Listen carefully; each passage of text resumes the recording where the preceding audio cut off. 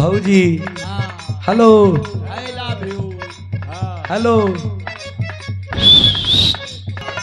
बड़ा सुंदर सुमन जी गईली है।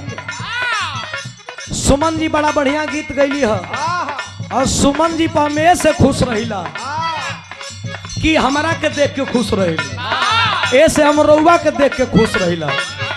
हमरो नाव सुधीरे बा, तोरो नाव सुमन बा, राशियों मिलता।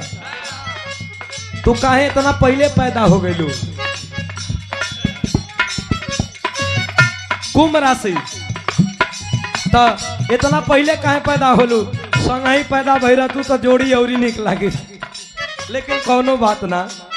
कैसे कैसे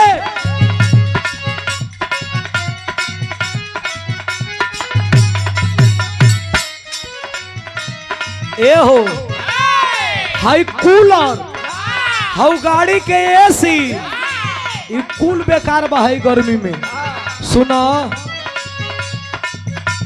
एसी कूलर ना हवा ताजा में बा,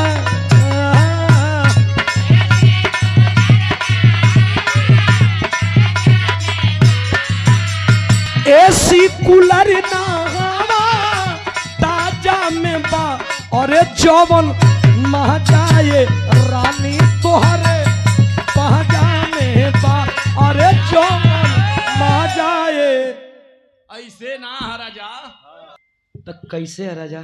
गंगा चैनल टीवी पे एक बारी तोहके देखले रहली। हाँ हाँ अमर पाली के संगे हिलौले रहला। हाँ हाँ वैसे राजा तनकी हिला के आजा ना भैया। आ देखो सबकर मन है हिलवावे को।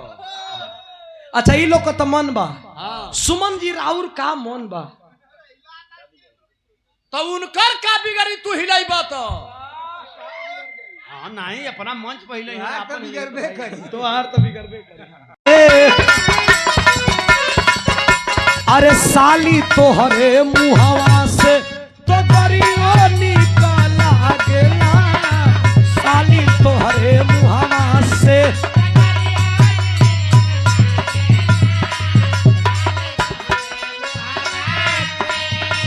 अरे ऐसन होके सरहज तक ससुरारियो निक लागेला।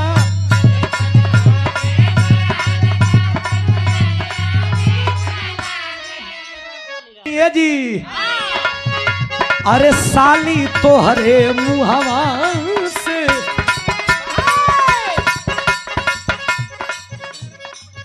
ए भौजी हेलो भौजी hello I love you. Hello